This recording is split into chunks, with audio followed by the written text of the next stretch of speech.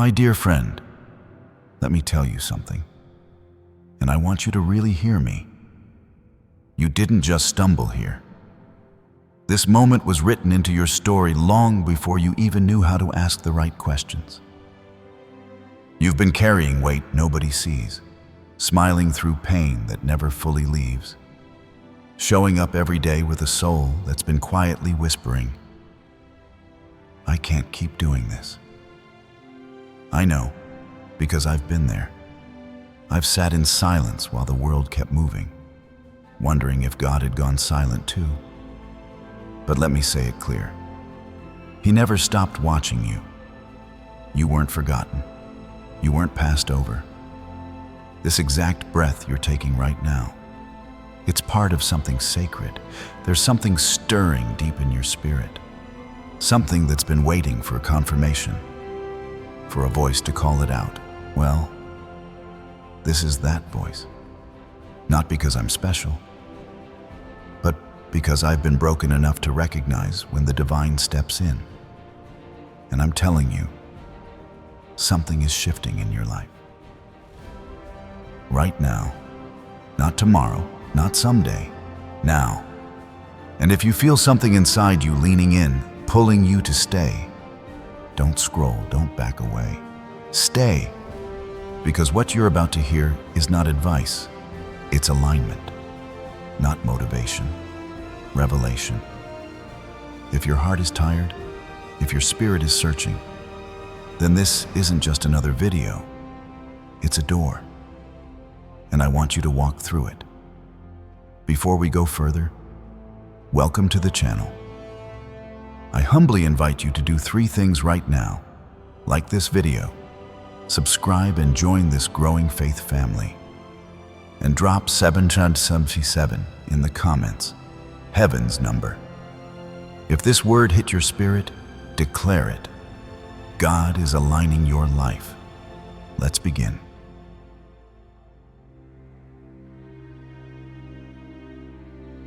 You made it here, and I need you to understand something before we go any further.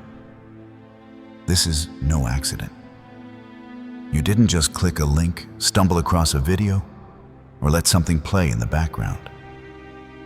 No, this is a divine appointment. Right here, right now. And I'm not here to preach to you. I'm here to remind you of something your soul already knows, but maybe forgot in the noise of life. God sees you. Now I know that sounds simple, maybe even familiar, but lean in. I'm not talking about the surface level, Sunday morning kind of message. I'm talking about the deep reality, the kind that sinks into your bones when you're all alone in the middle of the night, staring at the ceiling, wondering how much more you can take. The kind of truth that holds you when your body is present, but your spirit feels like it checked out months ago. I want to speak to that version of you, not the one dressed up for the world, not the one who smiles and says, "I'm fine," when you're anything but. I want to speak to the one inside, the one who's tired of being strong all the time, the one who's endured more than you ever thought you would, because I know what it feels like to suffer in silence. I know what it means to walk through life with a heart that's been bruised, carrying burdens so quietly, even your closest people can't see the weight. You've had nights where the tears wouldn't stop, but nobody saw them. You've had mornings where it took everything in you just to sit up in bed. And still, you made coffee, went to work, showed up for others. Nobody knew the cost. But let me tell you something that will break the lie you've been living under. God did. He saw all of it. Every tear, every prayer you whispered when no one was around, every silent scream you buried beneath your responsibilities. None of it went unnoticed. None of it was wasted. You see, the world has a way of overlooking quiet pain. We live in a culture that celebrates loud success and ignores silent suffering. But God? He doesn't operate like that. He doesn't need you to shout your story in order to see it. He's not waiting for you to post about your pain to validate it. He sees what no one else does. That's the kind of God we're talking about. And some of you, you've been walking around with this invisible exhaustion. You're not physically sick, but your soul is tired. It's worn down from the years, the disappointments, the betrayals, the losses that never got proper closure. And maybe somewhere along the way, you started believing that because no one noticed, maybe God didn't either. Maybe you thought his silence meant absence. That because he didn't speak the way you wanted him to, he must have walked away. But listen to me. God never left. The silence was never abandonment. It was attention. You see, when a master artist is crafting something beautiful, sometimes the work happens in the quiet. Sometimes it happens in the dark room, away from the stage lights. And while you were wondering where he went, he was leaning in closer, watching every moment, weighing every wound, planning a redemption that would make sense of it all. I'm not just saying this to comfort you. I'm saying it because it's true. And deep down, you know it. There's a reason you're still here. After everything you've walked through, after the battles that should have broken you, you're still standing. Maybe bruised, maybe limping, but you're here. That's no small thing. That's not luck. That's mercy. That's favor. That's evidence that God never took his eyes off you. You see, when people stop checking on you, when they stop inviting you, when they stop asking how you're really doing, that doesn't mean you're forgotten. It means they didn't know how to hold space for the weight you were carrying. But God, he saw the whole thing unfold. He saw the way you kept going when you wanted to give up. He saw how you held others together while no one noticed you were falling apart. He saw how you stayed faithful, how you kept praying even when the answers didn't come. And not one moment of that was lost in the heavens. I want you to pause with me right now. Take a deep breath. Let the noise fall away for a second. Can you feel that? That stirring inside you? That's not emotion. That's recognition. That's your spirit remembering what the world tried to make you forget. You are not invisible. You are not unseen. You are not forgotten. You are known, loved, and watched over by the one who made you. And hear me, I'm not telling you that just to inspire you. I'm telling you because the God who sees you is about to move on your behalf. I'm telling you because heaven has weighed your season of pain, and the time is coming when the silence will break. He's not just watching anymore. He's intervening. You may not feel it yet, but something has already shifted. There's a moment, a spiritual moment, where what was private becomes prophetic, where what was unseen becomes undeniable. And I believe with everything in me, that's the moment you're stepping into, right now. Not tomorrow, not next year, now. But you've got to recognize it. You've got to call it out. That's what makes it real in your life. Not for God, he already sees it, but for you. You've got to agree with what's being spoken. That's where the breakthrough begins. That's where the healing starts. So I'm asking you, if you've ever felt overlooked, if you've ever wondered whether God saw what you went through, if you've been walking with invisible scars and silent prayers, I want you to declare it now, not with your mouth necessarily, but with your heart.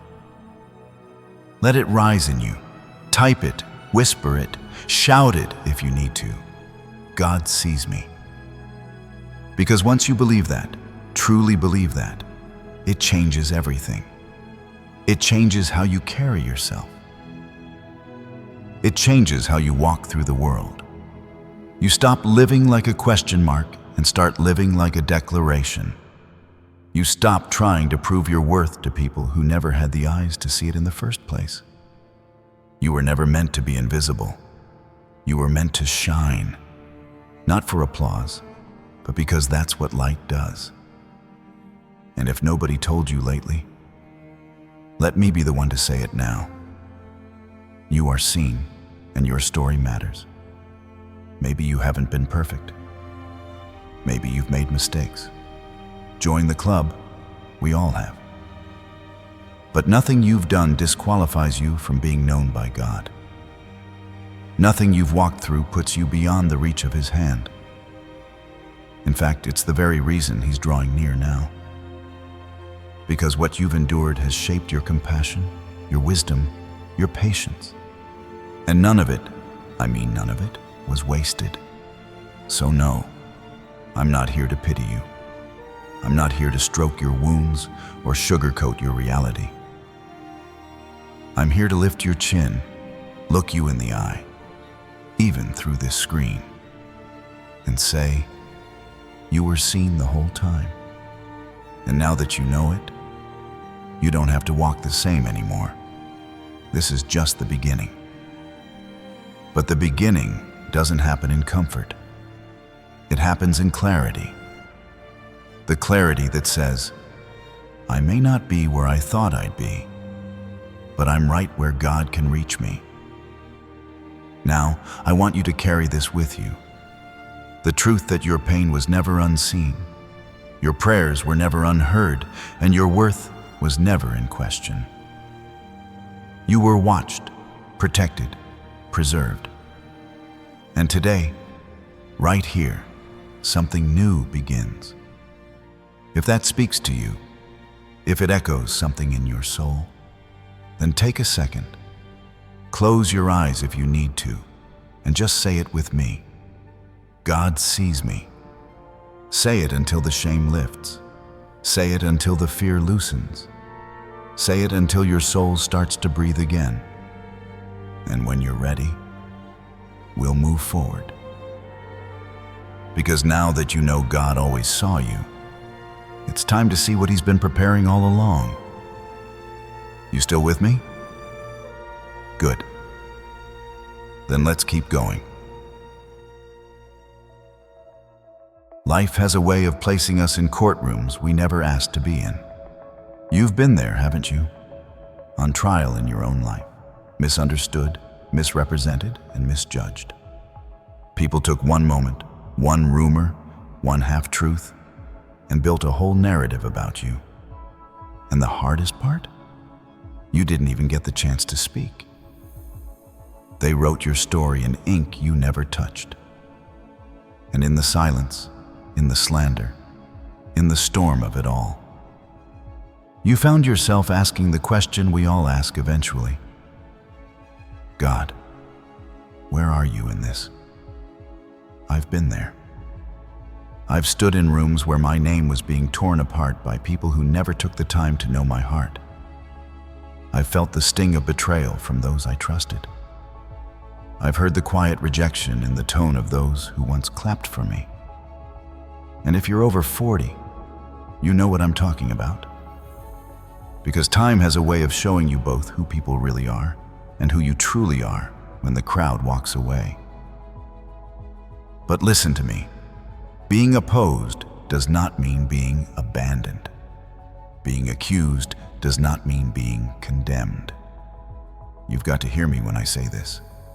There is an enemy who hates what God is doing in your life. And that enemy will use people, situations, lies, and even your own doubt to make you believe you're alone. But you are not. You've got to understand something about God.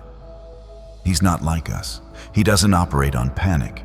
He doesn't need to rush into the scene just to prove he's there. He's always there. And while the enemy is busy gathering evidence against you, God is standing in the middle of your storm, not to reason, but to reign. God doesn't argue with accusations. He doesn't step into every false conversation about you. He doesn't jump into every fire to prove you're innocent, because his power doesn't come from explaining. It comes from declaring. And when God speaks, everything bows. The weapons may form, but when his word is released, they fail. That's not hope, that's promise. Some of you have been fighting battles you didn't start. You've been walking through seasons where it felt like everything was pushing against you. And it's not just circumstances, it's spiritual. You felt resistance you can't explain. You try to do right, and opposition meets you at every turn. You try to rise, and something tries to pull you back down.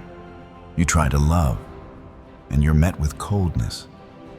You try to heal, and suddenly, your past shows up knocking.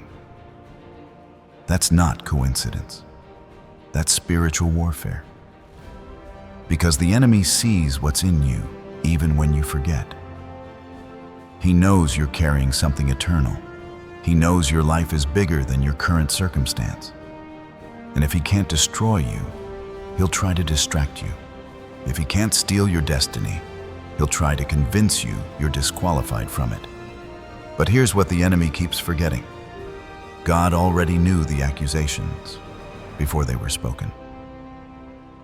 He already knew the attacks before they came, and he already wrote the outcome. You win. Not because you're louder, not because you've got it all together, not because you can defend yourself, but because he defends you. Let me break it down. The enemy can gather facts, but God owns the truth. The enemy can build a case, but God holds the verdict. The enemy can shout your past, but God declares your future. And there is nothing, I said nothing, that man can accuse you of that God hasn't already forgiven, covered, and redeemed. And I know it hurts when people talk about you, when they walk away without asking why, when they assume the worst instead of remembering your heart. It makes you question your worth. But child of God, your value was never determined by public opinion. It was stamped on you by the blood of Jesus. You don't need a platform to defend yourself. You don't need a courtroom to clear your name. You've got a king who stands in the middle of every storm and says, "This one is mine." And when he says that, hell backs up. Demons tremble. Accusations fall silent. Sometimes God allows the opposition not to punish you, but to prove you. Not to expose your weakness, but to reveal your strength. Not to break you, but to show the world that even when the waves crash and the arrows fly, you are covered. And if you've ever been pushed to the margins, if you've ever been cast aside, talked about, shamed, or forgotten, I want you to place your hand on your heart right now. Go ahead. Do it. And say with your mouth, with your soul, with your whole being, God defends me. Say it until you believe it. Say it until the shame breaks. Say it until the bitterness melts. Say it until the courtroom in your mind finally goes quiet. Because this ain't about your reputation anymore. This is about your identity. And God never called you guilty. He never called you less than. He never called you too far gone. No, he called you chosen. He called you righteous. He called you mine. And hear me, there are people who need you to keep going. There are lives that depend on you walking through this storm and coming out clean. Because when you come out, you won't just be free. You'll be dangerous to the darkness. So let them talk. Let them point fingers. Let the enemy try his tricks. He may come in like a flood. But God, but God raises up a standard. And when he stands, the fight is over before it starts. You don't have to clap back. You don't have to explain yourself. You don't have to prove your heart to people committed to misunderstanding you. Let your peace be your proof. Let your persistence be your testimony. Let the fruit of your life do the talking.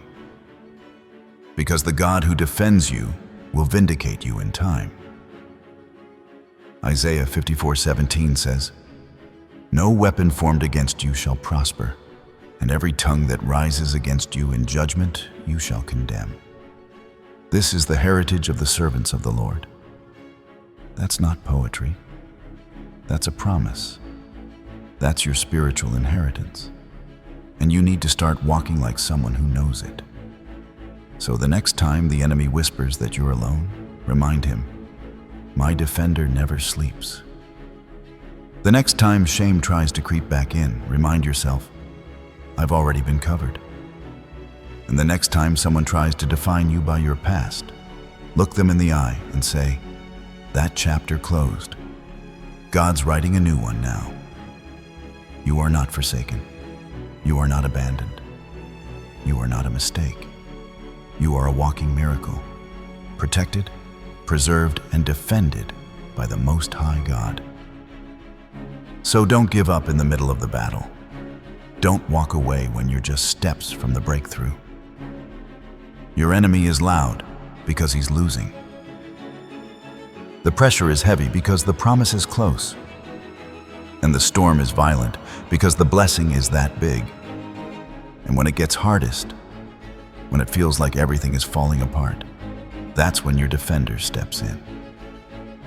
Not always how you expect, not always when you want, but always right on time. And when he comes, he doesn't just restore what you lost, he redeems it. He elevates it. He makes it better than it ever was. So I want you to stand tall, not because you're without scars, but because your scars have been seen, and your defense is divine. And if this word has touched you, if you feel the Spirit stirring in you, if something inside you knows this moment is for you, then don't stay silent. Don't let this pass you by. Say it. Write it. Speak it over your life until it becomes your truth. God defends me. Let the heavens hear you. Let the darkness know you're not alone. Let your soul remember what it forgot. Because even when the world turns its back, even when the voices rise, even when the fire comes, you've got a defender, and he never loses. Now listen, if you've made it this far with me, if your heart is still open and your spirit is still listening, I need you to lean in. Because we're going deeper now. We're not just talking about being defended anymore. We're talking about being declared. See, there's a difference between being protected from an attack and walking in the authority of a new identity. I have confirmed with you before that God defends you. But now in this moment, I'm telling you, God has declared something over your life. He's spoken it. It's already been said. The ink is dry in heaven. The verdict has been released. But now you've got a part to play. Because what good is a royal decree if the citizen refuses to receive it? What power does a promise hold if the one it was given to never picks it up? Let me ask you something, and don't answer this too quickly. Really sit with it. Has God already spoken freedom over you, but you're still living like you're bound? Think about it. Have you been forgiven, but you're still walking around with shame on your back? Have you been called chosen, but you're still identifying with every label they tried to put on you in your weakest hour? Have you been given a new name in Christ, but you keep answering to the one your pain gave you? Because I came here today to tell you something that could change the rest of your life. And it's this: God's declaration only becomes your reality when you choose to agree with it. Heaven's court has ruled in your favor, but earth is waiting for your yes. You see, faith isn't just something you say with your lips. It's something you sign with your soul. When God says you are healed, your spirit's response isn't maybe. It's I receive it. When He says you are whole, your reply isn't, but what if I'm not good enough? No. You say, I receive it. When He says, you are my child and I've called you to more, your answer shouldn't be, not me, Lord. I've failed too many times. Your answer is, I receive it. Because sometimes, family, the only thing standing between where you are and where God wants to take you is your agreement. You don't need 10 more confirmations. You don't need another sign in the sky. You don't need everyone to finally understand you, or for every scar to disappear before you believe you're worthy. The only permission you need is your own. See, God doesn't force freedom on you. He offers it. He lays it out like a feast, and then He waits, lovingly, patiently, expectantly, for you to come and eat. But some of us, we stay at the door. We think we're not dressed right. We think we haven't earned a seat. We think the mess we walked in with disqualifies us from the meal. And all the while, heaven is calling out. It's already been paid for. All you have to do is receive it. But that's the thing, isn't it? Receiving isn't always easy when life has taught you to survive by rejecting. When you've spent years building walls just to make it through the week, it feels unnatural to open your hands and take something beautiful. When you've gotten so used to lack, love feels suspicious. When you've been pushed away long enough, grace feels too good to be true. But I need you to hear me right now, as your brother, as your friend, maybe even as the voice you didn't know your soul needed. You are allowed to receive this. You are allowed to walk in what God said about you. You are allowed to move forward without explaining your past. You are allowed to be loved, fully, unconditionally, eternally. You don't have to stay outside anymore. Because listen, you can't claim freedom while still identifying with bondage. You can't step into your destiny while still echoing the language of your defeat. There comes a time, there must come a time, when you drop the old names, the ones they gave you, the ones life taught you, the ones trauma whispered in your ear late at night. And you pick up the one heaven wrote.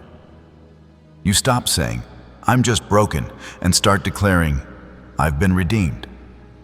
You stop saying, I'll never be enough, and start declaring, God chose me before I ever performed. You stop saying, this is just who I am, and start declaring, this is who I'm becoming in Christ. And let me tell you this, declarations are not just words, they are weapons. They shift things. They awaken heaven and shake hell. That's why the enemy wants you quiet. That's why he attacks your voice, your belief, your confidence. Because he knows the moment you start agreeing with what God has already said, he loses his grip. So I'm asking you now, what are you still carrying that God already cleared? Is it the guilt from a decision you made 20 years ago? Is it the shame of being left behind? Is it the fear that you'll never get it right? That you'll always be too late, too much, or not enough? Let it go. The sentence has been overturned. The chains are already broken. The prison door is wide open. And the Father is saying, you're free now. Come out. but you've got to walk. You've got to rise up from the place where you were stuck. You've got to shake off the dust from the labels that were never yours. You've got to look in the mirror and declare, "This is not who I am anymore." And when that voice of doubt comes back, and it will, you remind it that the verdict has already been spoken. You tell it, "I'm not waiting for your approval. I already received heaven's word." There is a reason Jesus didn't say, "It is halfway done." He said, "It is finished." That means the matter is settled. That means your past is paid for. Your identity is sealed. Your future is secure. You don't need man's applause when you've already got God's approval. But if you want to walk in it, if you want to live in the light of that truth, you have to receive it. So right now, right here, wherever you are, if your spirit is stirring, if your eyes are welling up, if something inside you is saying, "This is my moment," then don't let pride keep you silent. Don't let doubt steal this gift. Open your mouth, put your hand on your heart, and speak it with everything you've got. I receive it. Say it for the child inside you who was never told they were enough. Say it for the version of you that almost gave up in the dark. Say it for the dreams you buried because you thought it was too late. Say it for the calling that never went away, no matter how many times you tried to run. Say it for your healing, for your peace, for your restoration. Say it because you are worth it. Say it because He already said it first. And let me tell you something beautiful. When you receive what God said about you, everything starts to shift. You walk different. You talk different. You love yourself in ways you never thought possible. You set new boundaries. You forgive without losing your worth. You begin to move from surviving to living, from reacting to reigning, from hiding to shining. Because what you receive, you become. So receive the joy, receive the grace, receive the healing, receive the calling, receive the peace that surpasses all understanding. Receive the declaration that you are no longer defined by what tried to break you. You're defined by what saved you. And from this day forward, let your life become the echo of heaven's decree. Let your soul remember every single day that you didn't earn this favor, but you were still chosen to carry it. You're not who they said you were. You're not what you went through. You are what God declared, loved, called, worthy, whole, and free. So stand tall, lift your head, and say it again, as loud as you need to, until the walls fall, until the fear flees, until your heart finally believes that you receive it. You see, once you receive what God has spoken over your life, something sacred begins to awaken inside of you. But I need you to understand something before we go any further. I need you to really take this in, not just with your mind, but with your heart. Because this might be the most important truth you'll ever hold on to in your walk with God. Are you ready? Here it is. Your freedom does not depend on how good you are. It depends on how good He is. You weren't set free because you finally cleaned up your act. You weren't rescued because you said all the right prayers or walked a perfect path. You weren't pulled out of the pit because you finally figured it all out. You were saved because He loved you. And He didn't start loving you when you got it together. No. He loved you when you were still breaking down, still doubting, still running, still stuck in your mess with no way out. He loved you when you didn't even love yourself. And I don't mean that in some abstract, poetic kind of way. I mean the kind of love that intervenes. The kind that says, even if you turn your back on me, I'm not turning mine on you. The kind that takes your worst day and still calls you valuable. The kind that walked up Calvary's hill, carrying every sin you ever committed, and still said, "Father, forgive them." That kind of love. So let me ask you something, and be real with yourself. Are you still trying to earn something that's already been given? Are you still holding your breath, waiting for the day when you finally measure up so that God can accept you? Because if that's the case, then let me help you break that lie right here, right now. You were never meant to earn what was always meant to be received. Hear me, family. You are not loved because you always get it right. You are not cherished because you never fall. You are not forgiven because you proved yourself worthy. You are loved, cherished, and forgiven because He is love. And love like His doesn't keep score. Love like His doesn't say, "I'll stay if you perform." Love like His doesn't withhold its embrace until you've met the standard. That's not love. That's control. And that's not our God. You were never meant to carry that burden of perfection, that pressure you put on yourself, that inner voice that says, "You better not mess up again or He'll walk away." That didn't come from heaven. That came from hurt, from religion without relationship, from people who made grace feel like a competition instead of a gift. But I'm here to remind you of what's always been true. God's love is not based on your performance. It's based on His promise. And His promise is everlasting. His mercy is new every morning. Not just the mornings when you feel strong or holy or spiritual. No, every morning. That means after the night you lost your temper. After the day you let fear win. After the moment you said, "I give up." His mercy still shows up. His love still covers you. And His Spirit still whispers, "I'm not done with you." Do you hear that? That's the sound of chains breaking. That's the sound of religious shame losing its grip. That's the sound of a soul coming back to life.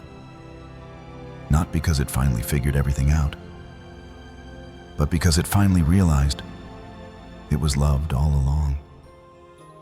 Some of you have been trying to earn your way into God's arms, not realizing you were already there. You've been striving, sweating, overthinking, over-apologizing, punishing yourself for past mistakes, trying to prove to God that you're really sorry, like that's the key to unlock His heart. But let me ask you, what if the door was never locked to begin with?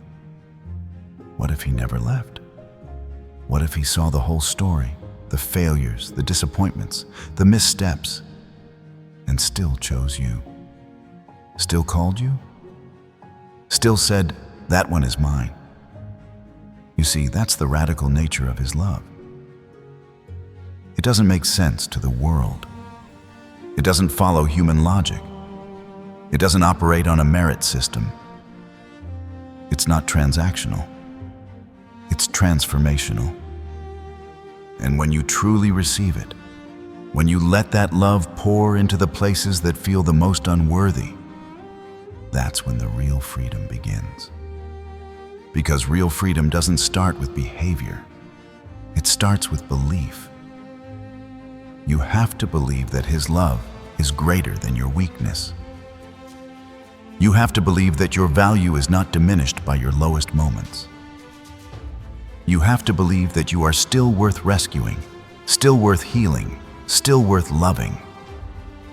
Not because of what you've done, but because of who He is. Let me put it this way. You were never the hero of this story. You were the one in need of rescue. And the rescuer came, not because you shouted loud enough or repented perfectly, but because love moved Him. And love still moves Him. Every time you cry, every time you whisper His name, every time you feel like giving up but hold on anyway, He sees it. He knows it. He feels it. And he responds. Not with condemnation, but with compassion. That's what separates Jesus from every other name. That's why we worship him. That's why we trust him. Because when we deserved wrath, he gave us grace.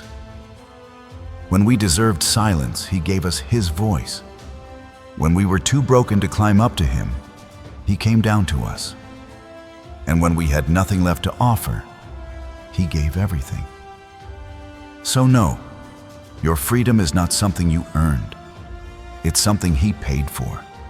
With blood, with pain, with love deeper than words.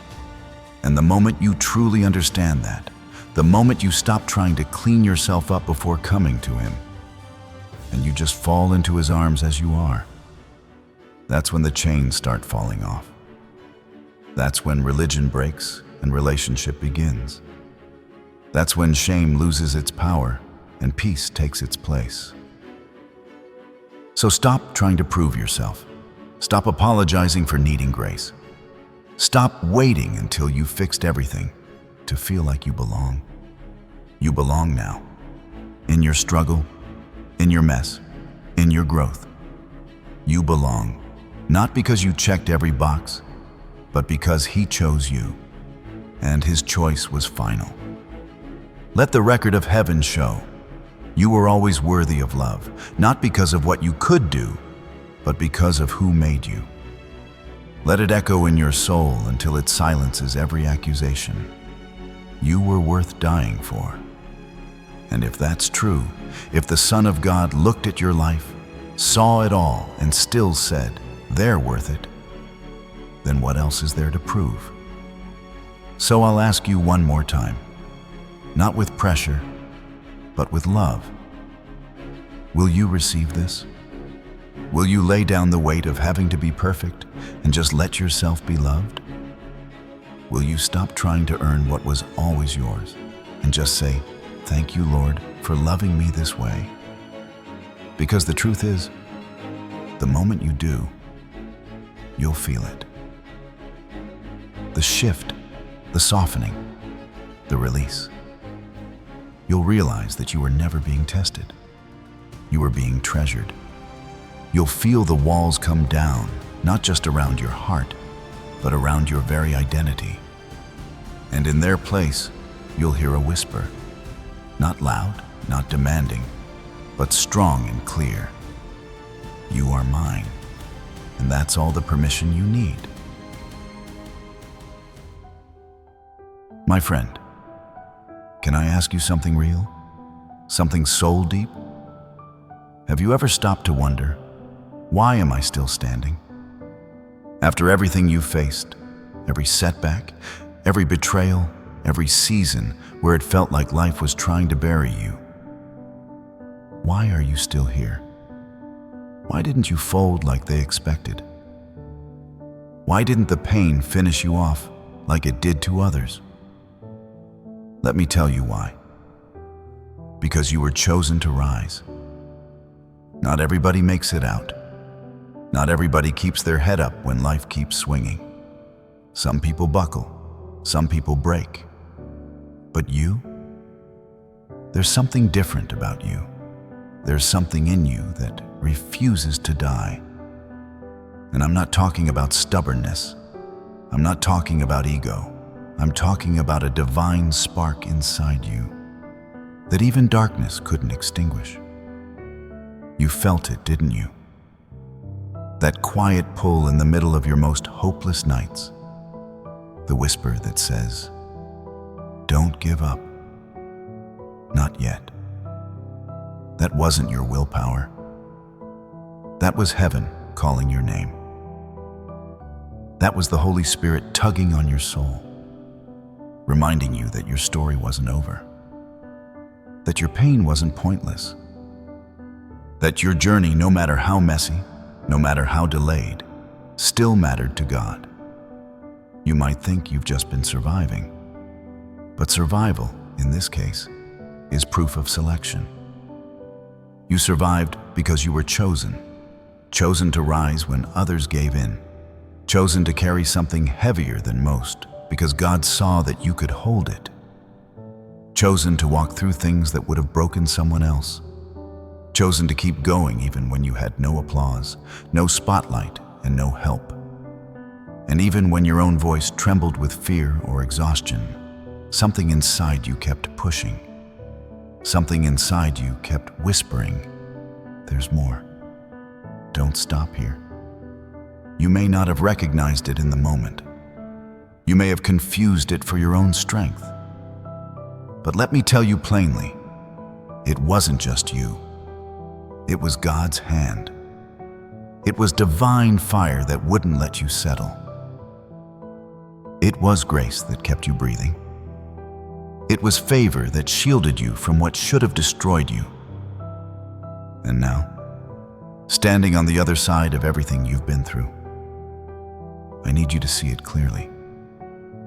You're not here by coincidence. You're here by calling. You didn't just endure the storm, you were refined in it. And what's coming next? It's not survival anymore. It's rising. It's purpose. It's the reason you were kept alive. Let me ask you something personal. When was the last time you looked back at all you've walked through and said, maybe I didn't just go through it. Maybe I was being prepared for something greater. Because that's what this is. That ache in your soul for more. That's not just desire. That's destiny knocking, that hunger that never left you. That's your spirit testifying that there's still a race to run. That your best days are not behind you. They're waiting just ahead, in a chapter that God's already written. But here's what I've learned, and I learned it the hard way. Fatigue can blind you to favor. If you're not careful, being tired will convince you that being chosen was a curse. That the weight you carry means you're forgotten. That the silence means God's done with you. But that's a lie. Because the truth is, the weight proves the call. God doesn't waste oil on people He doesn't intend to use. And He doesn't test those He doesn't trust. So if the battle's been brutal, if the road has been steep, that might just mean your purpose is enormous. So let me tell you this, and I want you to receive it deep into your soul. You were built to rise. You were built for more than just making it through. You were designed to carry light into places where darkness thought it had the last word. You were fashioned for days when others would lean on your faith because theirs had failed. You were called to lead, to lift, to speak, to stand. And not because you're perfect, but because you're chosen. Now I know, being chosen doesn't always feel like a blessing. Sometimes it feels like a burden. Sometimes you wonder why you had to be the one with the hard childhood, the fractured marriage, the financial setback, the health scare, the betrayal from people you trusted. And it's easy to ask, why me, Lord? Easy to look around and feel like you got the short end of life's stick. But hear me, God doesn't choose like man chooses. He sees the end from the beginning. He knows what's in you, even when you doubt it yourself. He knows who you'll impact, who you'll inspire, who'll look at your scars and see hope for their own healing. You weren't chosen for ease. You were chosen for impact. And that impact starts the moment you stop seeing your survival as luck and start seeing it as evidence that heaven has plans for you. You are not a victim of chance. You are the evidence of mercy. You are the proof that grace is real. And if you ever needed a sign that your life still matters to God, this moment is it. You were chosen to rise, and not just for yourself. Your rising is going to pull others up with you. People are watching you even now, wondering how you keep going, wondering how you haven't collapsed under the pressure, wondering how your light still shines after all you've endured. And maybe you haven't had the words to explain it. So let me give them to you. I was chosen to rise. That's your anthem now. You say it when doubt tries to creep in. You say it when shame tries to take your voice. You say it when the enemy reminds you of your failures. You say it when the world tells you to quit. You look in the mirror, scars and all, and you say, I was chosen to rise. And if that means rising with tears, rise anyway.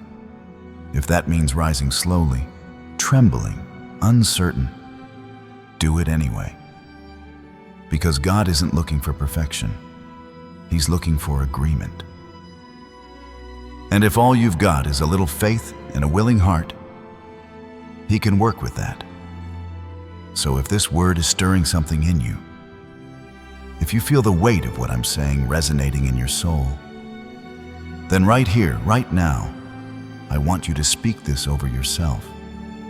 Not just whisper it, declare it. Say it with every bit of belief you've got left. I was chosen to rise. Say it until the heaviness lifts. Say it until heaven hears you. Say it until the enemy knows he lost. Say it until every cell in your body remembers who you are and whose you are. Because this isn't the end of your story. This is the turning point. You know, once you know you've been chosen to rise, when God opens your eyes, something inside begins to shift. I mean, really opens them. Not just to the noise of the world around you, but to the quiet truths inside you. That old comfort no longer feels like home. The places where you used to hide, the habits you used to cling to, the applause that once fed your ego, none of it satisfies anymore. You start looking around at the life you built on survival, and suddenly, it doesn't fit the same. You try to go back to what used to hold you, but it doesn't hold you anymore. Because the moment your spirit awakens, truly awakens, you can't go back to sleep. That's how God works. He doesn't just bring you through pain to prove a point. He brings you through it to wake you up. And once you wake up, everything changes. You start hearing things you used to ignore. You start feeling unrest in places that once brought you false peace.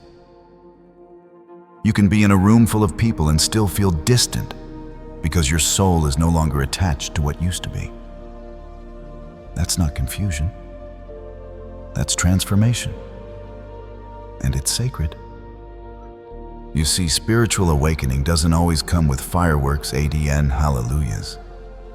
Sometimes it starts as a quiet discontent, a silent whisper that says, there's more. And at first, you might try to shake it off. You'll distract yourself. You'll scroll. You'll stay busy. You'll pretend. But you can't outrun an awakened soul. You'll start to see through things. It's not just about seeing what's in front of you. It's about seeing what's been buried deep within your spirit, waiting to rise.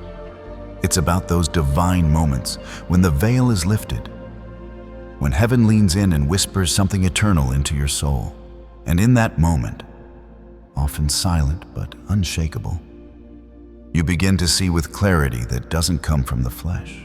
Your heart begins to perceive what your eyes never could, the falseness in voices, the emptiness in pursuits that once made you feel successful.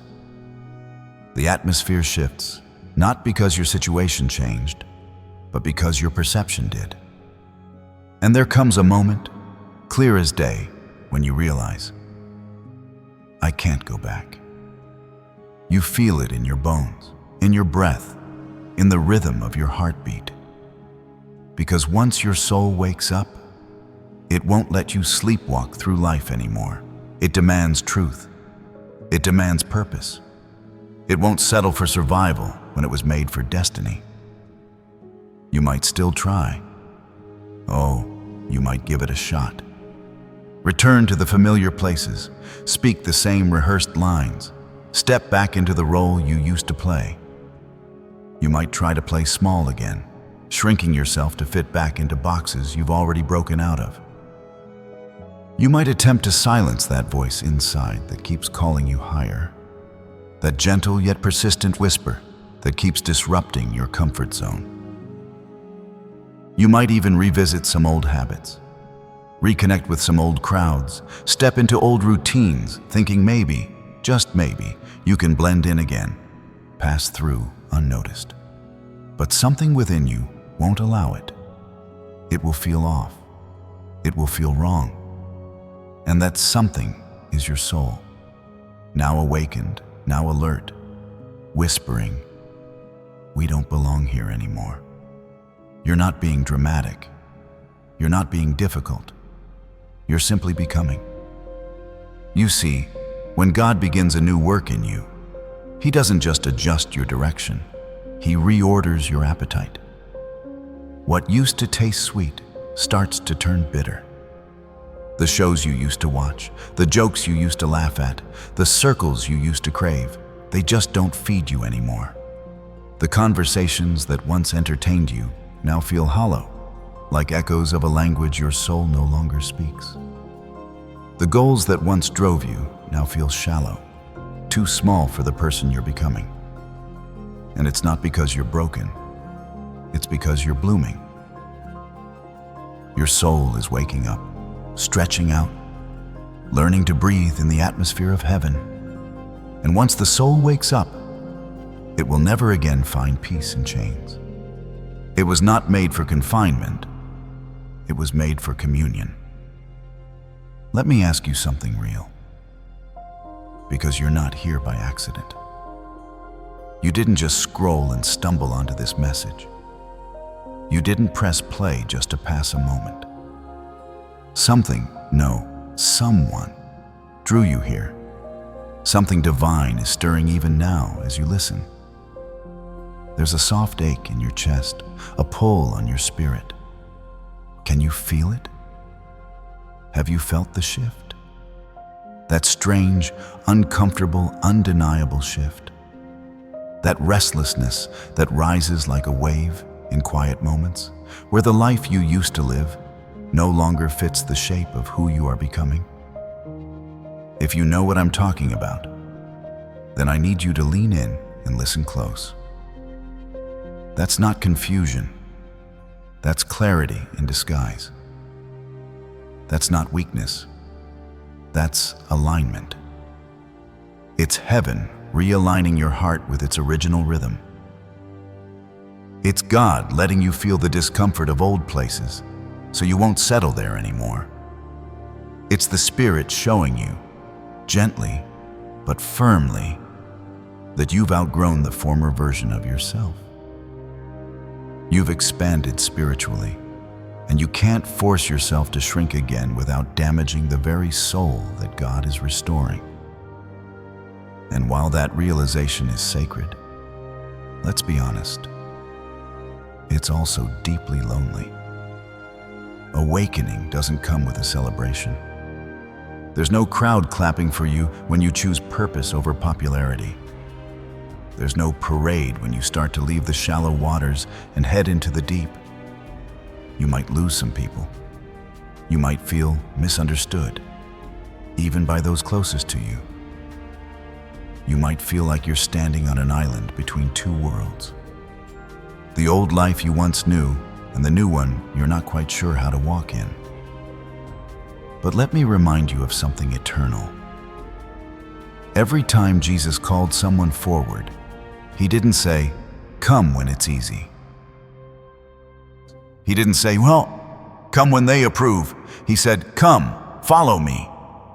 And following always means leaving something behind.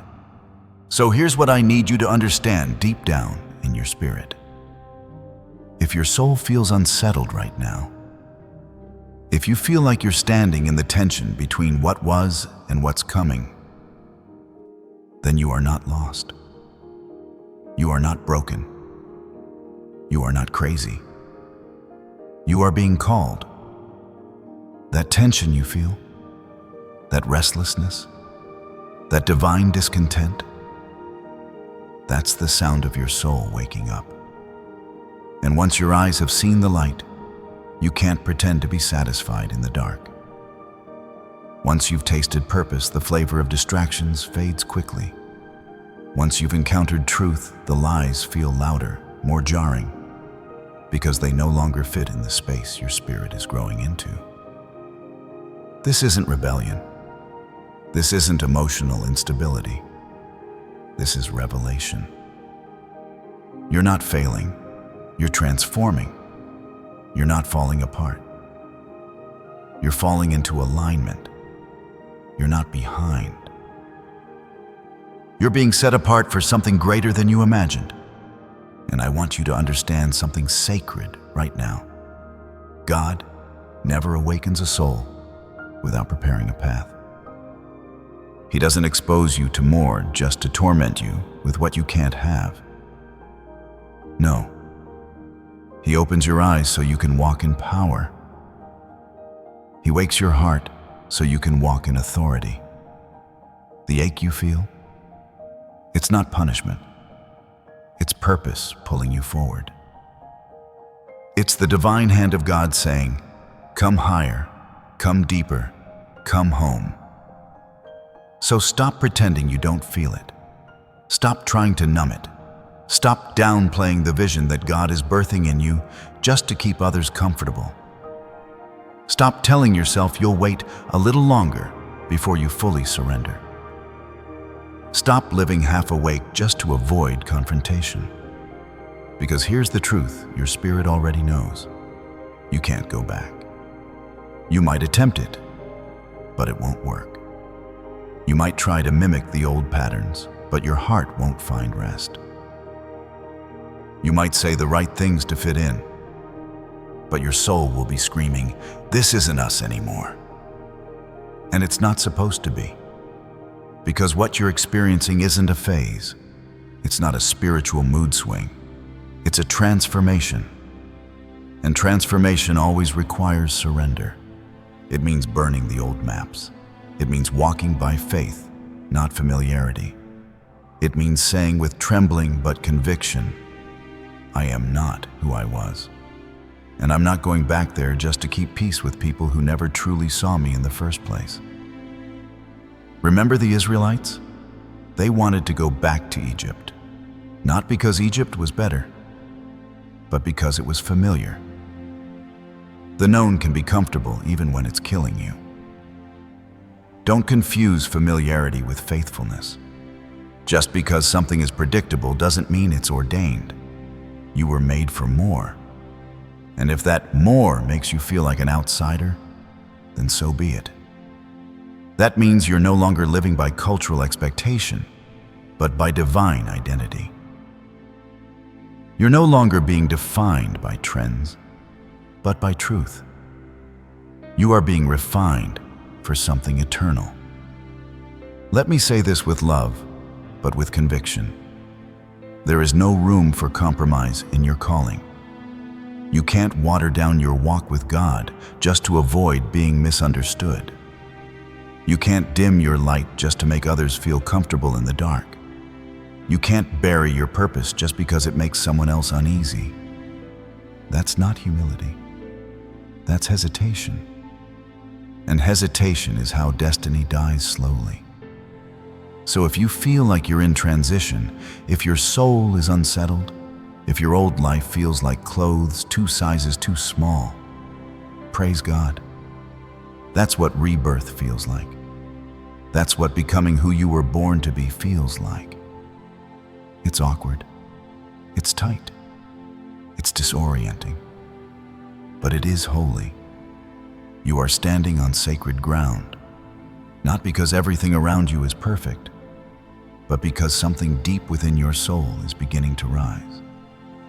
You may not see the whole path ahead. Your vision may still be blurry, and the next steps may not yet be clear. But there is one thing you know for certain. You can't go back. Not because you're stubborn, but because you've been awakened. Not because you're running from the old, but because you've begun to see the new. A shift has taken place in your heart, one that cannot be undone. And once your eyes have seen the light, the darkness no longer brings comfort. You cannot return to the path of false safety, the one where you used to compromise yourself just to feel accepted. You can't keep living to please others while your own peace is slowly shattering.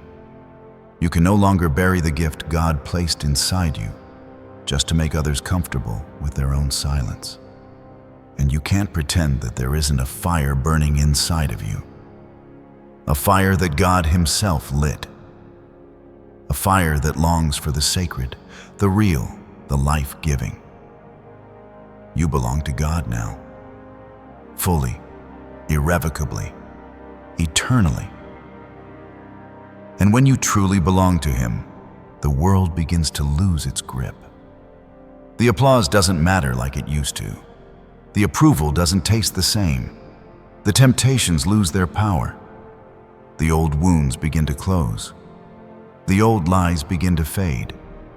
And your soul, your beautiful, redeemed, God-breathed soul, begins to sing again. So if you're listening right now, and your heart is beating a little faster, if your spirit is saying, "That's me," don't ignore it. Don't reason your way out of this moment. Don't talk yourself down. This is holy ground. This is sacred space. Own it. Confirm it. Stand in it. Say it with faith. Say it with boldness. Say it even if your voice trembles. I can't go back. Say it like your breakthrough depends on it, because it does. Say it like your peace depends on it, because it does. Say it like your children need to see it, because they do. Say it because your purpose is awakening, and the old version of you cannot walk into the next chapter. You're not selfish for evolving. You're not crazy for growing. You're not wrong for wanting deeper meaning, stronger faith, and more of God. You are awakening. You are rising. You are becoming. And your journey forward begins with one courageous declaration: I can't go back. You see, after the soul awakens and you finally say, Amentsa, I can't go back, there comes a sacred pause.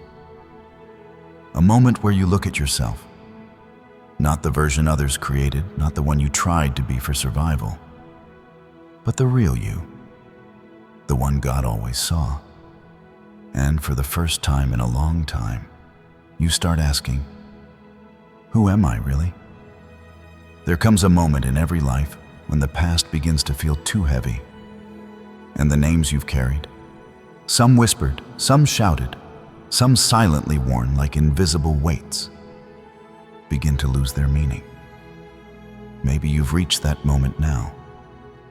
Maybe that's why you're still listening, still searching, still hoping there's more to your story than what you've been told, or worse, what you've started to tell yourself. Let's speak honestly. Life has a way of giving us names we never asked for. Not the kind our parents gave us, but the ones born from disappointment, heartbreak, and long nights when no one saw the tears.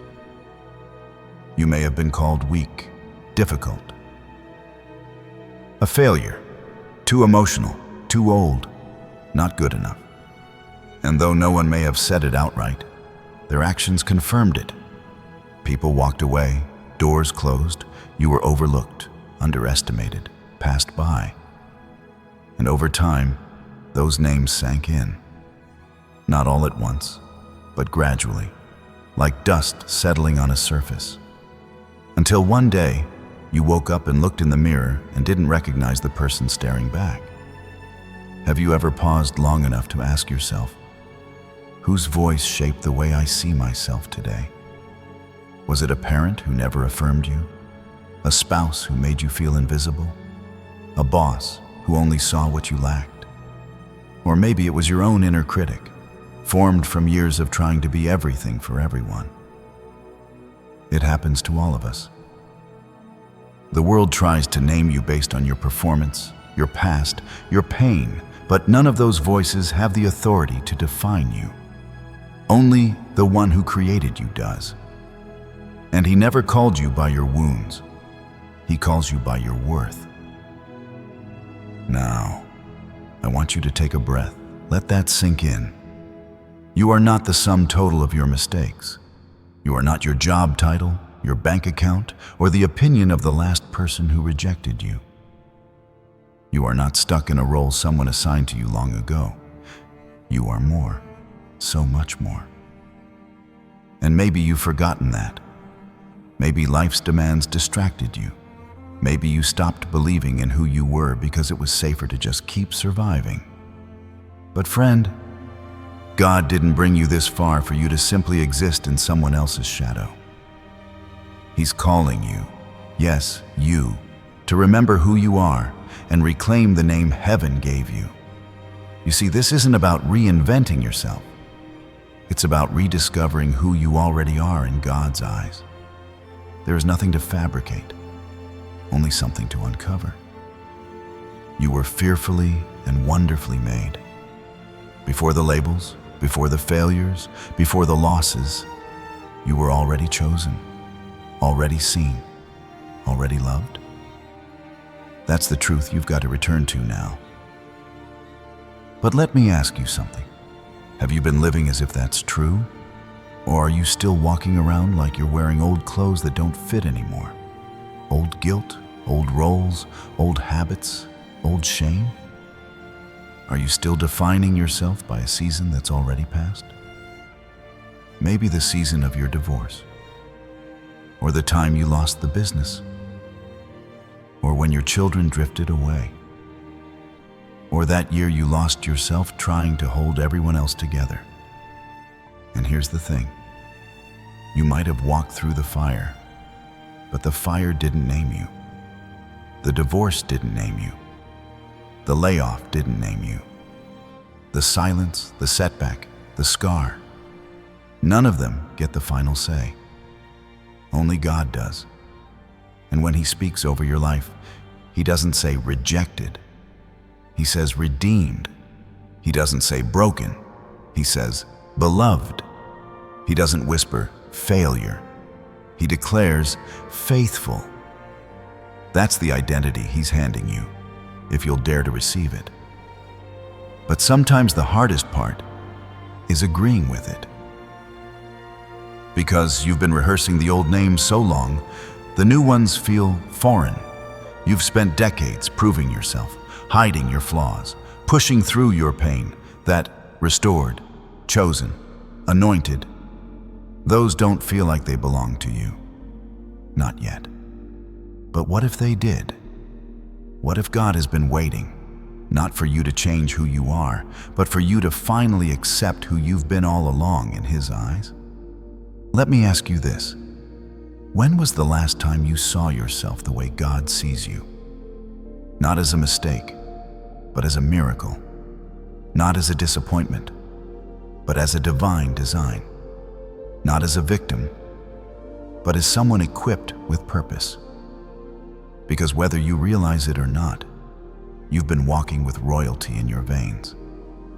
You were created for more than just getting by. You were created to thrive. Not in someone else's name, not in someone else's shadow, but in your true identity, whole, healed, and held by grace.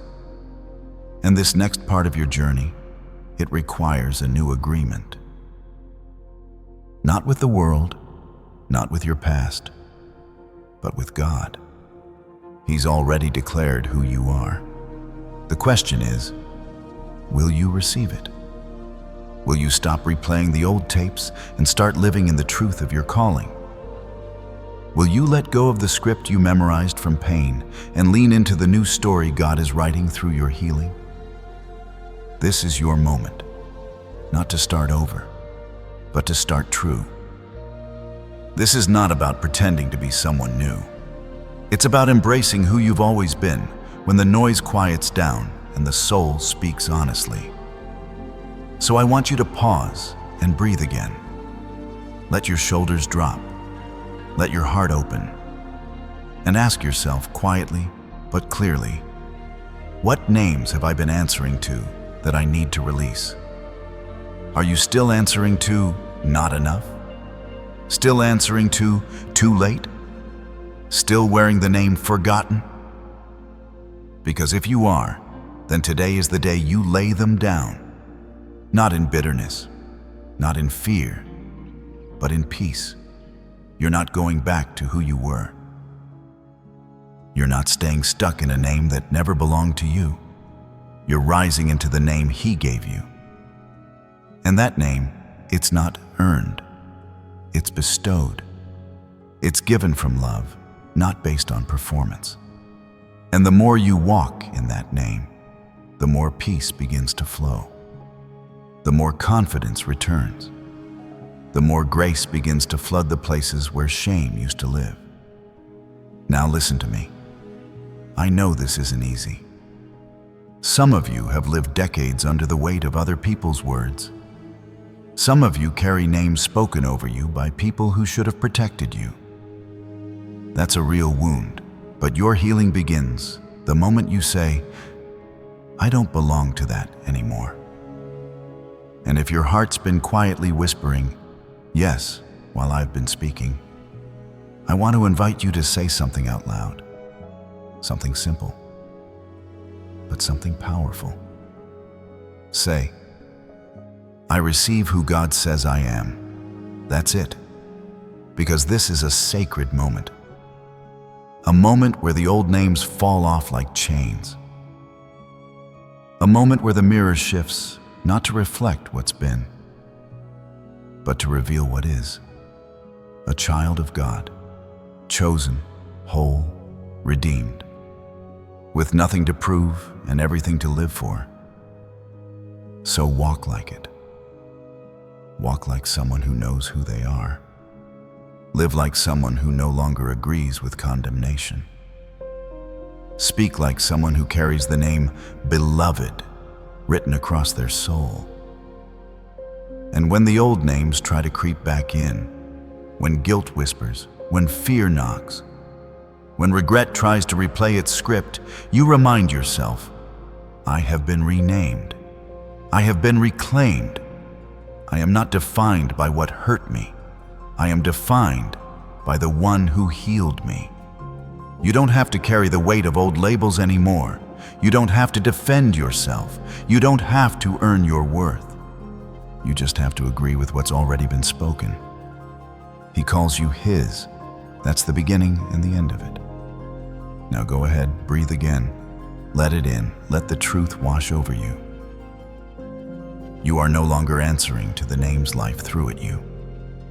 You are answering to the name God whispered over you from the very beginning. Chosen, loved, enough. That's who you are. That's who you've always been. And that's who you'll walk forward as, starting today. You've come to see yourself differently now. The lies, the labels, the false names, they no longer hold the same weight they once did. Because now you've begun to hear the true name God calls you by. You are not forgotten.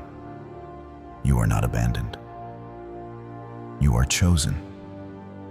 You are called. And when you begin to believe that, truly believe it, something shifts in your soul. You no longer walk like you used to. You no longer chase what you used to crave. The identity the world tried to force on you can't stand up against the identity heaven has placed within you. But hear me, because this is where the road gets deeper. You don't just get a new name so you can sit with it in silence. You don't just get healed to keep it to yourself. God doesn't just restore you, He commissions you. He sends you back into the world not as who you were, but as who you are now. Because when the light gets turned on inside of you, it's never meant to stay in the room alone.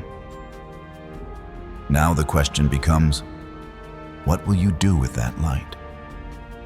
What will you do with this new name, this second chance, this fire you didn't earn but were chosen to carry? Because the transformation God has begun in you, it was never meant to stop with you. It was always meant to move through you. But my dear friend, you know what's wild? The world will often look at you and say, "You've changed," and they might mean it as a warning. But what they don't see, what they can't see, is what had to die inside of you for that change to take place. They don't see the nights you wept, the thoughts you battled, the moments you nearly gave up but didn't. They don't see how God reached into the shattered places of your heart and began to rebuild, not with bricks made of pride or ego, but with humility, peace, and purpose. See, transformation doesn't always start with fireworks. Sometimes it begins with silence. Not the silence of loneliness, but the silence of deep healing. The kind of silence where you stop trying to prove yourself. You stop arguing with people who never saw you right in the first place. You stop replaying conversations in your head, hoping they could have gone differently. That silence, that holy, sacred quiet, that's where God does his best work. You think he's not moving, but inside he's rewiring your thinking, restoring your heart, preparing your spirit. Have you felt it lately? That quiet voice inside that no longer wants to fight, no longer wants to react? That's not weakness. That's wisdom. That's growth. That's the Holy Spirit pulling you away from the chaos and drawing you closer to the center of who you really are. There's something powerful happening inside of you, and maybe it doesn't look flashy yet. Maybe no one's clapping, but your inner world is being transformed. And that transformation, it matters more than anything people could ever say about you. Somewhere along the way, you started to feel different. Maybe things that used to trigger you don't anymore. Maybe the bitterness that used to bubble up is now replaced by compassion. Maybe you saw someone who once broke your heart, and instead of rage or revenge, you felt mercy. That didn't come from you. That came from the one who lives in you. Because real transformation isn't about pretending. It's about becoming. And becoming requires surrender. You're not who you used to be. And that's not an accident. That's not just time passing. That's God reshaping your identity. That's the pruning of the past. That's your roots going deeper, even when nobody notices. That's the difference between surviving and thriving. You're not just enduring anymore, you're being equipped.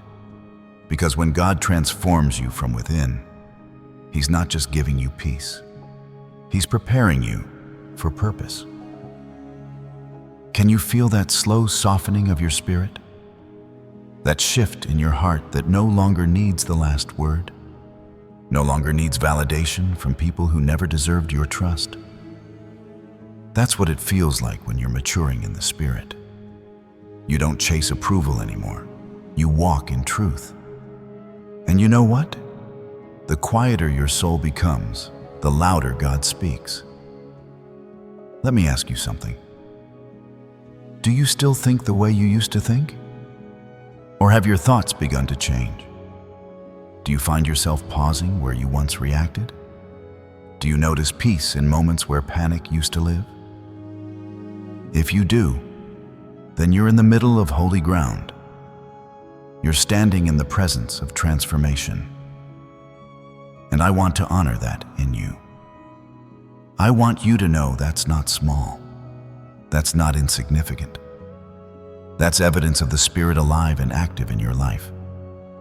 And here's the thing. People might still treat you like the person you used to be. They may still try to bring up the old version of you. But you're not obligated to respond to an identity that no longer fits you. That's like trying to wear a coat you've outgrown. Let it go. Let them talk. You don't live in that house anymore. That address has changed. You've moved. Spiritually, emotionally, mentally, you've moved forward. And forward is the only direction God leads. There's something sacred about a person who has been changed by grace. It's not loud. It doesn't announce itself. But it radiates. It walks into a room and shifts the atmosphere. Not because it needs attention, but because it carries presence. And that presence is what makes people ask, "What happened to you?" And all you can say is, "God met me in my mess, and He didn't leave me there." Maybe you've been wondering why God hasn't released you yet into something bigger. Maybe you've been praying, "God, I'm ready for the next chapter," but the doors are still closed. Can I suggest something to you? Perhaps God is still writing this chapter inside you. Perhaps the transformation isn't just the setup for the next thing. It is the thing. Maybe He's building in you the character that will carry the calling.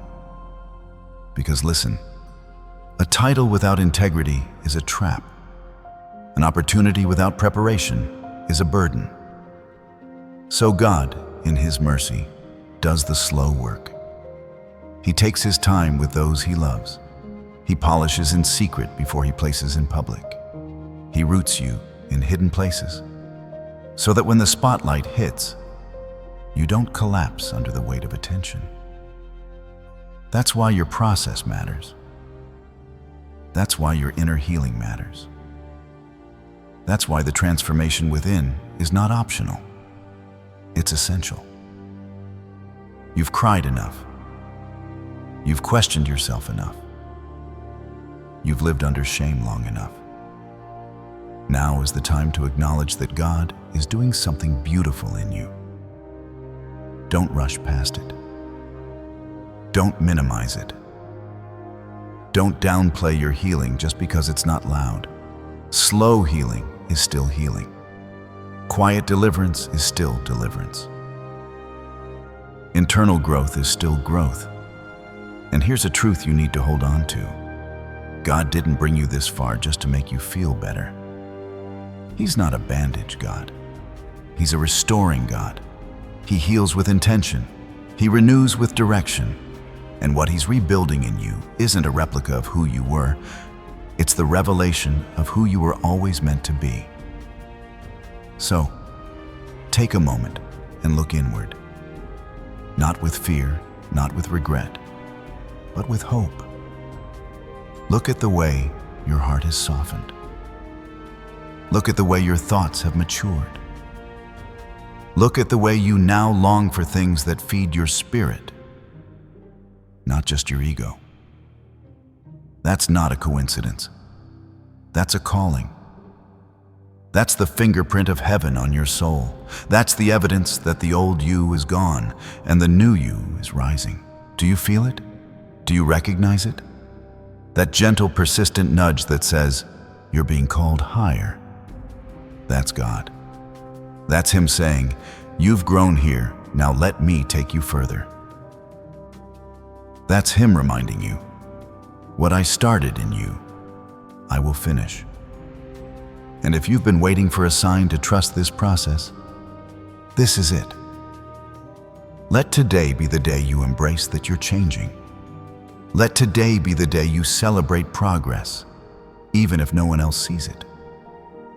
Let today be the day you speak life over your journey and say, "God is still working on me." And that's a good thing. Because you are not stuck. You are being sculpted, and masterpieces take time. So before we move on, I want you to reflect. I want you to sit with this question. Have you noticed the difference in the way you respond? Have you caught yourself smiling in places you used to weep? Have you forgiven someone without needing an apology first? Have you loved yourself enough to walk away from what drains you? That's growth, my friend. That's change. That's transformation. And that's God. Don't let anyone take that from you.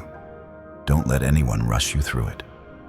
And whatever you do, don't stop here. Because the work God is doing in you is preparing the way for the work He'll do through you. But first, it begins with this: healing, quiet, steady, real. Let Him finish what He started. Let Him complete the masterpiece called you. And if any part of this has resonated with your soul, I want you to pause and say it out loud. Not for me, not for anyone else, but for your own heart to hear. I'm changing from within. I may not be who I want to be yet, but I'm no longer who I was. God is doing something new in me, and I will not resist it. I will not run from it. I receive it. Because real transformation doesn't shout. It whispers, it anchors, it steadies. And when it's done, it leaves you unrecognizable. Not to the world, but to your old self. You're being made new. My dear friend, you've come through the fire. You've walked through nights so silent, so long. It felt like even your prayers didn't echo. You've been broken in places no one ever saw. And yet, here you are. Still standing, still breathing, still open to this moment. That alone is a testimony. That alone is evidence that God hasn't wasted a single tear of your story. But now comes the part that most people don't expect. The healing wasn't just for you. The peace wasn't just for you to feel better. That transformation that started on the inside, it's about to become a light for everyone around you. God said in Matthew 5:14, "You are the light of the world. A city that is set on a hill cannot be hidden." You see, God doesn't light a lamp to hide it. He lights it to shine. He doesn't deliver you just to keep you safe. He delivers you so that someone else might believe deliverance is possible. You were never meant to carry this breakthrough in silence. You are called to reflect the light you've received, not just with your words, but with your life. Your peace, your presence, your story. And maybe that thought makes you hesitate. Maybe you feel like you're not qualified to lead, not holy enough to influence anyone, not wise enough to be that light. But let me ask you something. If not you, then who? If you don't speak truth in your home, who will? If you don't choose love where bitterness used to live, how will the cycle ever be broken? If your healing doesn't become hope for someone else, then what was it all for? Transformation isn't complete until it flows through you. When you walk into a room with that new peace in your spirit, it's felt. When you choose to listen instead of argue, it's noticed. When you forgive someone who knows they don't deserve it, hearts soften.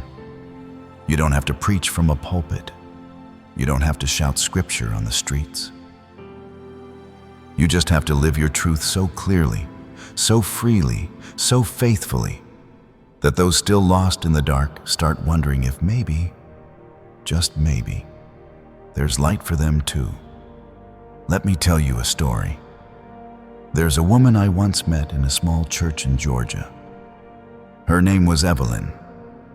Nothing about her stood out at first, just a soft-spoken woman in her 60s who sat in the second pew every Sunday. But Evelyn had walked through fire, years of abuse, addiction in her family, loss after loss. And yet, every Sunday, she was there, smiling, steady, present. One day, a young woman came into the church, broken and scared, trying to hold her life together with shaking hands. Evelyn saw her, sat with her, didn't preach, didn't judge, just offered her presence, her peace. Weeks passed. That young woman gave her life to Christ. When asked what changed her, she didn't talk about the sermon or the music. She said it was that older woman's eyes. I could see peace in her. I wanted what she had. Cora, you hear me? Evelyn wasn't flashy. She wasn't famous. But her transformation spilled out onto someone else's soul, and it saved a life. Don't tell me your life doesn't matter. Don't tell me your past disqualifies you. God often uses the most broken people to carry the clearest light. He's not looking for perfect vessels. He's looking for willing ones. So let me ask you something, real clear right now. Has anyone ever been changed just by being around your peace? Has anyone been able to breathe easier because you decided to stay calm instead of reacting? Have your kids ever felt safer? Not because you had all the answers, but because you stood firm in faith when everything was uncertain. That's what it means to be the light.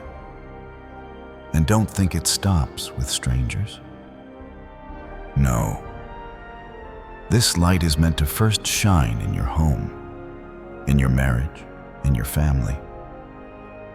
You might be the first person in generations to walk in this kind of wholeness. You might be the one called to end the cycle of fear, of addiction, of silence. And yes, it's a heavy call. But you don't carry it alone. God walks with those He sends. He strengthens those He calls, and He will never ask you to give out more than what He's first poured into you. But you've got to be willing to open your mouth when truth needs to be spoken. You've got to be willing to stand your ground when others are slipping. And yes, sometimes you've got to be willing to forgive people who won't even apologize. Not because they deserve it, but because you're free. Because you're different now. Because you've been transformed. And that transformation cries out to make a difference. Now, maybe you're still thinking, but I'm not ready.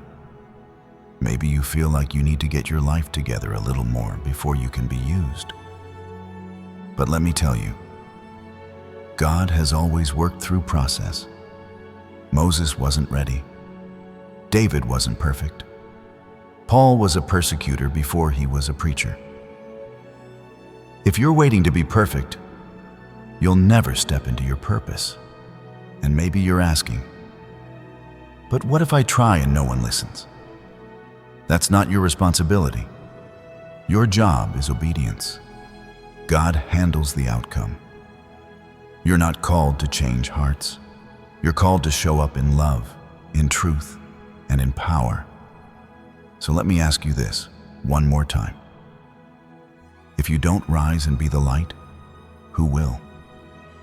If you don't live the truth, what lie will be left unchallenged? If you don't take your story and let it speak, how many people might stay silent because they think they're alone? This world is not short on darkness, but it is desperately in need of a few lights who've walked through it and come out glowing with grace. And if your heart's beating a little faster right now, if your spirit's stirring, if you feel like maybe, just maybe, this word is for you, then don't ignore it. Don't silence the call. Because the truth is, the people closest to you may never read the Bible, but they will read your life.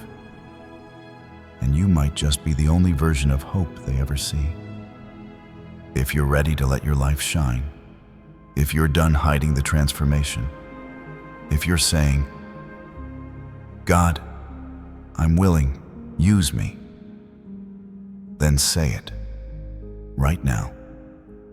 Whisper it or shout it. Use me, Lord. Let heaven hear it. Let your fear hear it. Let every generational curse that tried to stop you hear it. Because this is more than a moment. This is a mission. This is the light of God being passed through your story, through your voice, through your healing, for the sake of someone else's breakthrough. You've been changed. Now it's time to change the world around you. Are you ready? Because heaven already said yes. But as God works through you, there comes a moment when He doesn't just move quietly in the background of your life. He steps into the center and calls your name. You see, transformation doesn't end with impact. It prepares you for invitation. There comes a time in every life when the light you've been carrying is no longer meant to be kept inside.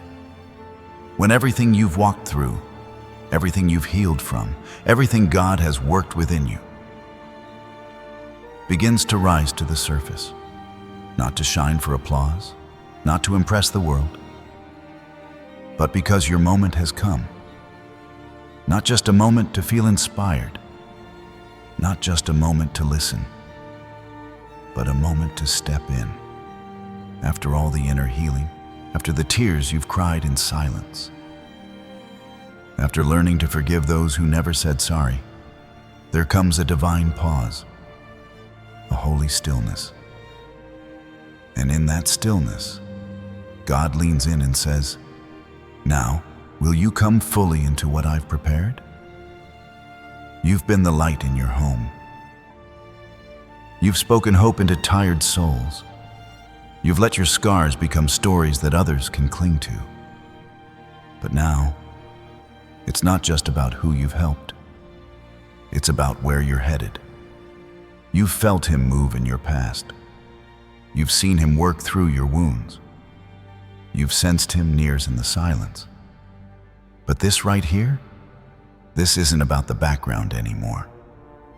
This is the part where God steps into the center of your story and calls your name, not with a shout, not with a storm, but with a whisper so precise, so personal, that it stops you in your tracks and makes everything else fade. He's not demanding anything. He's inviting you. And if your heart is beating a little quicker right now, if your spirit is leaning in, then I want you to hear this clearly. Transformation is not complete until obedience begins. Healing is not the final destination, it's the preparation. And when God restores you, renews you, and reshapes you, it's not only so you can be whole, it's so you can be ready. Ready for what, you ask? Ready for the next step.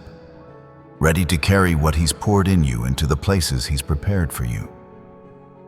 Because this journey, this calling, it's not about waiting for a perfect moment.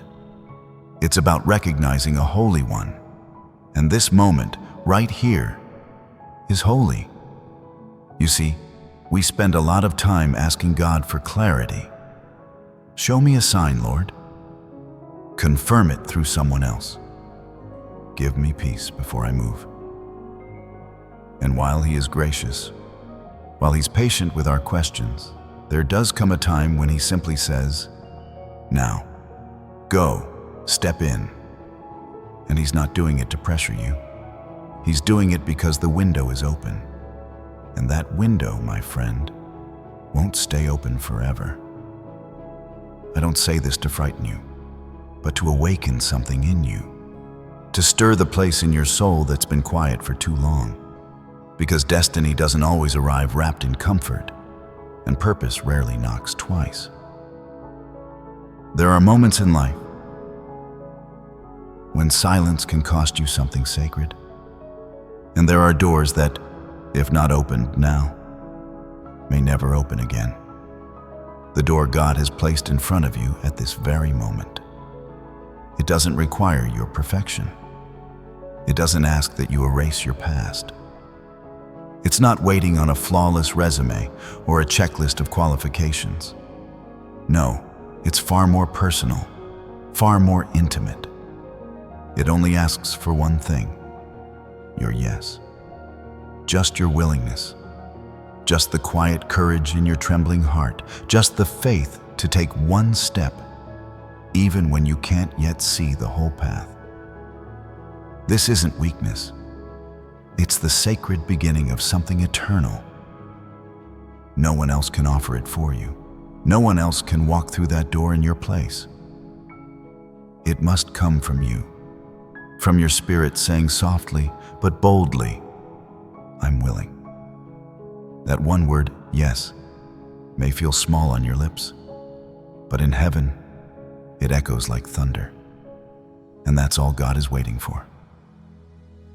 And my dear friend, we think we have to wait until we're strong to say yes, until we're over it, until we've finally gotten ourselves together. But let me tell you something I've lived. Readiness isn't about strength. It's about surrender. God doesn't need your confidence. He needs your willingness. Moses didn't feel ready. He was in hiding, stumbling over his words, still haunted by his past. But God said, "I'll be with you." Esther didn't feel ready. She was scared, unsure, torn between comfort and calling. But her yes saved a nation. Peter didn't feel ready. He was impulsive, imperfect, still figuring out who he was. But Jesus saw something in him and said, "Follow me." And you may not feel ready either, but you're called. And the truth is, you've always been. So now I ask you, what's holding you back? Is it fear? Is it shame? Is it the memory of who you used to be? Is it the lie that says you're not enough? Let me speak directly to your spirit. You are not your worst decision. You are not what they called you. You are not too late. You are not too far gone. You are not disqualified by your past. You are qualified by His grace. And that grace is in this room right now. It's been walking with you through every valley. It's been whispering to you through every heartbreak. It's been waiting, not for you to be perfect, but for you to be honest. Honest enough to say, "God, I hear you, I feel you, and I know this moment is for me." Because that's all He's asking. Not that you run, not that you fly, just that you step, one yes, one open door. There's a verse I carry close to my heart, Isaiah 6:8.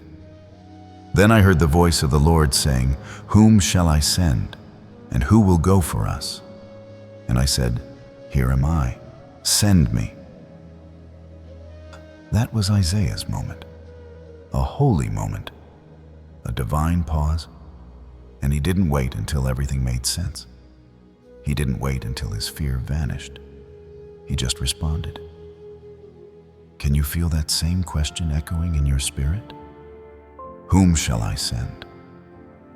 Because God's not just searching the earth for the talented, the polished, the powerful. He's searching for the willing, the ones who've been through the fire and still worship, the ones who've been overlooked and still believe, the ones who've been broken but are still breathing, the ones like you. And maybe, just maybe, He's been waiting for this very moment when everything aligns, not outside you, but inside, when your desire for more finally outweighs your fear of moving, when the pull of your purpose becomes stronger than the grip of your past. Because this isn't just another chapter. This is a turning point. This is the moment when the flame you've been tending in private becomes the fire that lights someone else's way. When the healing you received becomes the hope someone else finds. When the quiet yes in your heart becomes the thunderous echo of God's glory through your life. But you've got to say it. And I mean really say it. Not just in your mind, not just in theory. Say it with your soul. I say yes. Say yes to purpose, yes to process, yes to the path that may not be easy, but will always be holy. Yes to the God who never gave up on you. Yes to the destiny He wrote with your name long before you ever fell. Yes to the open door standing in front of you right now. This isn't hype. This isn't pressure. This is presence. And I believe God is here. The Holy Spirit is near, leaning in close, waiting for your heart to respond. So if something inside you is trembling, don't run from it. Lean into it. That trembling is the sign that the door is real, that the calling is close, that the time is now. And let me tell you something powerful. When you say yes, the atmosphere shifts. Heaven stands to attention. Angels rejoice. Chains start breaking. Silent ones you didn't even realize were still holding you. Cycles start unraveling. Identities start awakening. Because your yes, your real yes, is not just for you. It's for the generations after you. It's for the child who needs a new legacy. It's for the spouse who needs to see what surrender looks like. It's for the friend who's been watching you, wondering if real transformation is possible. It's for every person God will reach through you because you said yes. So no, this isn't just a video. This is an altar, and you are standing on holy ground. Don't treat it casually. Don't scroll past it. Don't silence what your spirit is screaming just to stay safe.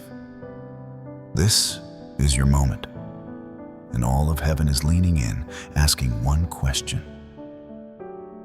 Will you step in? Will you trust Him with the next page?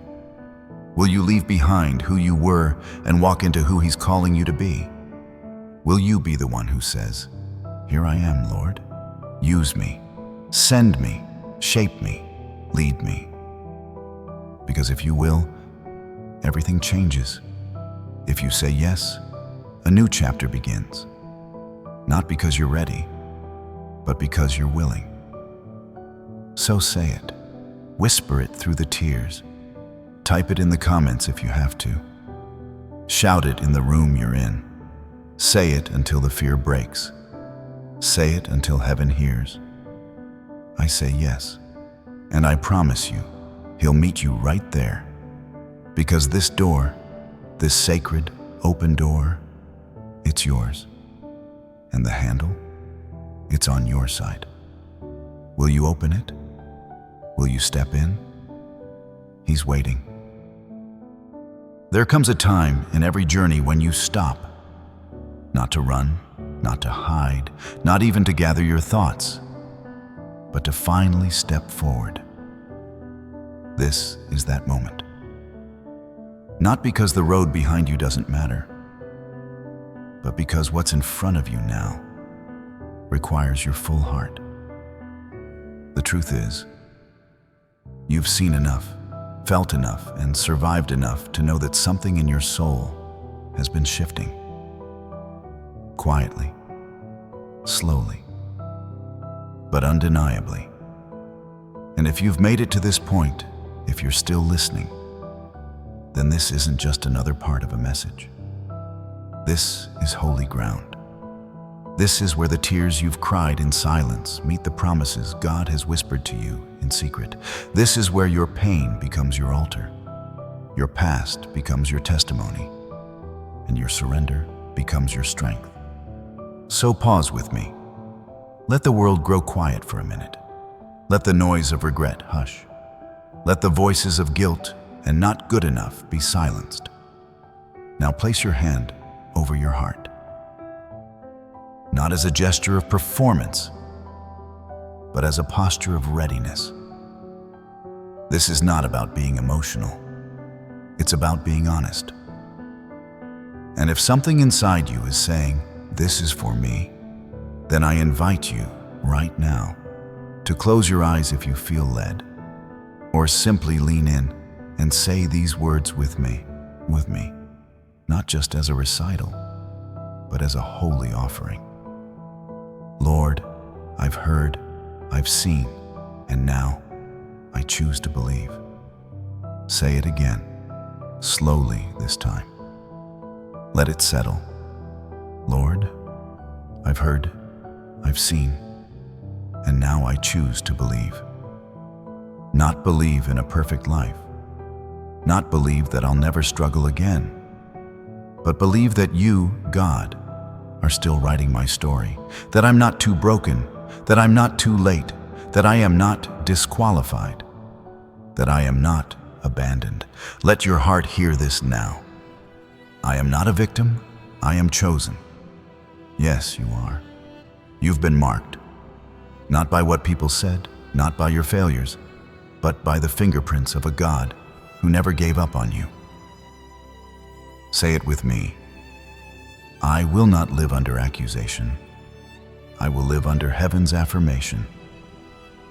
And if you spoke that with your whole heart, then you just stepped into a new season. This isn't the end, my friend. This is the beginning of a life awakened. One not driven by shame or fear, but by calling. But let me walk you further into this moment. Because commitment is not a one-time emotional high. It's a daily walk with the one who loves you more than you know. Let's go deeper. Let's pray this out loud as a full surrender, as a declaration that this soul, your soul, is coming home. Father in heaven, I come to you not as someone who has it all together, but as someone who is finally ready. Ready to stop pretending, ready to stop running, ready to stop doubting your love for me. I open my hands, I open my heart, and I give you what I've been holding. My fear, my pride, my guilt, my control, my past. Take it all, Lord, and in its place, give me what I cannot earn. Your peace, your spirit, your love, your purpose. Jesus, I believe you died for me, not just to save me from something, but to save me for something. I believe you rose again so I could rise too, into the life you created me to live. So I surrender, not part of me, but all of me. Heal what's broken, restore what's lost, cleanse what's stained, and fill me with your spirit. I am not forgotten. I am not abandoned. I am not what they said. I am not what I've done. I am what you declare, forgiven, chosen, loved, called. From this day forward, my life is yours. My steps are yours. My voice is yours. My future is yours. Use me, Lord, not for my glory, but for yours. Let my story shine light in dark places. Let my wounds become testimonies. Let my scars point to your grace. And let everything I do bring honor to the name that saved me. In Jesus' name, I say yes, amen. Did you feel that? That shift? That peace, that release? It's not imagination. It's not emotion. It's the presence of God meeting you right where you are. It's heaven moving in a room where surrender finally happened. And if you just prayed that prayer, I want to tell you something with every ounce of truth and authority in my soul. You are no longer the same. You've just crossed over. From darkness to light. From wandering to purpose. From shame to sonship. From striving to standing. The enemy will try to whisper lies. You didn't mean it. You'll fall again. It won't last. But you need to remind that voice. I didn't speak from perfection. I spoke from surrender. And that is what God honors. So breathe now. Really breathe. Feel the weight lift. Feel the chains fall. Feel the new season opening, like a dawn you never thought you'd see. And if you're still here, if you're still listening, then I believe this moment was destined for you, written before you were born. Not as a coincidence, but as a calling, not to impress you, but to awaken you. You're not too far gone, you're not too empty, you're not too old, you're right on time. I want to tell you one last thing before we close this chapter, from the depths of my heart. Thank you for staying with me all the way to the end of today's message. The fact that you're still here means something sacred. You're hungry for truth, open to healing, and willing to let God speak life into your soul. And that is no small thing. If this word has touched you, if even one line stirred something in your spirit, we gently invite you to help carry it forward. Your comments, your prayers, your encouragement, they're not just digital gestures. They are seeds of faith planted in this soil we're tending together. By liking, subscribing, and sharing this message, you help us shine the light of Christ into places we may never walk, but where your simple act of obedience can reach. You're not just supporting a channel, you're partnering in a mission of hope. And tell us in the comments, what part of today's message spoke most to you? We read every word. We pray over your names. And together, we keep building something eternal. May the peace of God guard your heart. May His favor surround your home. And may His grace carry you into every promise He's spoken over your life. Amen.